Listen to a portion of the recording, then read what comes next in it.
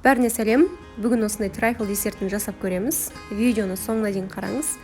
Видео ұнаса, соңында лайк басуды ұмытпаңыз.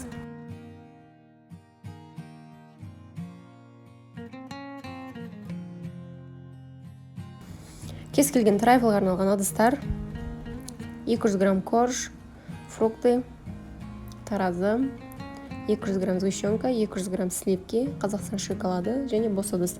Осы заттардың көмегімен десертімізді жасап көреміз. 33% сливкеден 200 граммын өлшеп құйып аламыз. Осының үстіне 200 грамм сгущенка салып, екеуін бірге миксермен араластырамыз.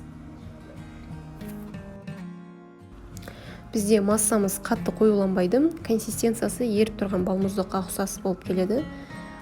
Дайын болған массаны холодильникке жібереміз. Енді 200 грамм корждың барлығын осылай үгітіп шығамыз. Фруктыды өзіңіздің қалауыңыз бойынша кесіп шығасыз.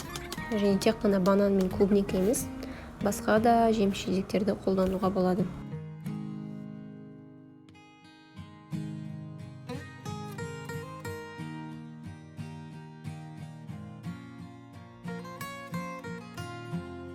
Келесі кезекте Қазақстан шоколадын алып, ертіп аламыз.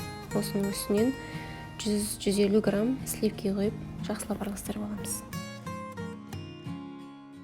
Үлкен ыдысқа 150 грамм корж салдым, ал кішкентайына 50 грамм.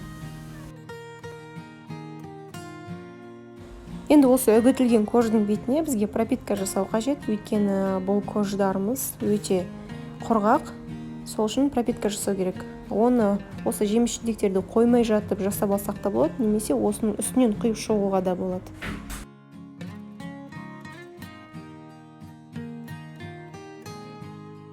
Мен осылай жеміс-жидектің барлығын бетіне қойып алған соң пропитка жасап шықтым.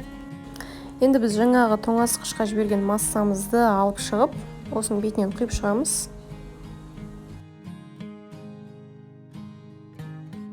Енді осы массаның үстіне жаңағы ерітілген шоколад пен сливкиді араластыра құйып шығамын.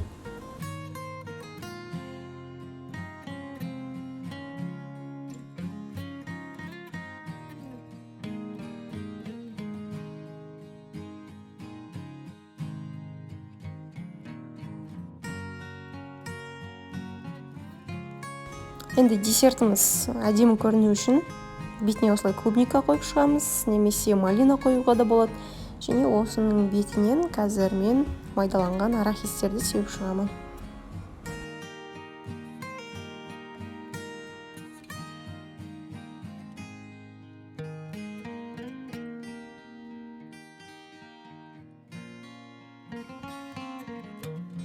Осымен біздің десертіміз дайын. Видео рецепт сіздерге ұнады деп ойлаймын.